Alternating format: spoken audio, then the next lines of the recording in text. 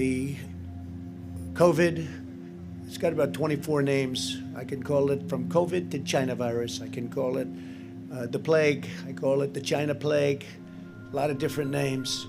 Like many Asian Americans, So believes former President Donald Trump bears some responsibility for the spike in hate crimes. For this round of the sort of intent to stoke what So says are the racist undercurrents present in some American communities. we live in the United States, as we say, we live in a racist.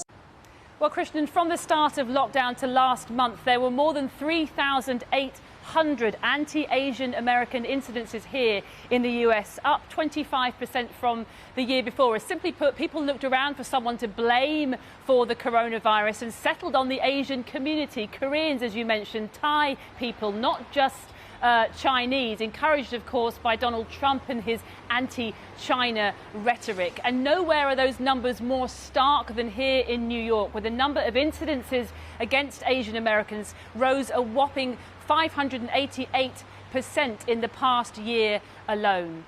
No wonder many of the people we spoke to here over the past few days have told us they are now simply too scared to go outside.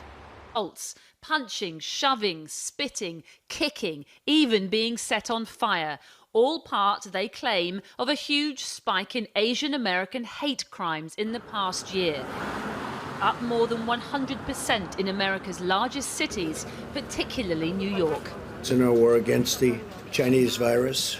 And with language like that, some say it's no wonder that Asians of all backgrounds, not just Chinese, are being targeted. The Chinese virus.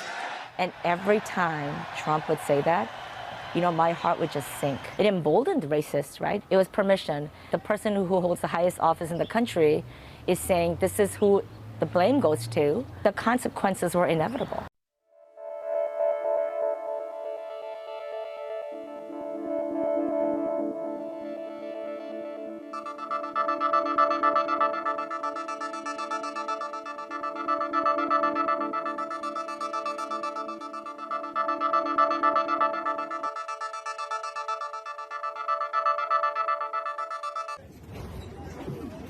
The J-train beating is brutal. Fists flew both ways until they didn't. Eventually, an Asian man passes out after getting punched. Who this man is. Last seen walking off the train in Brooklyn at the Kosciuszko Street. A woman killed in a random attack in Times Square grew up right here in the Bay Area. 40-year-old Michelle Go died Saturday after being pushed into a subway train.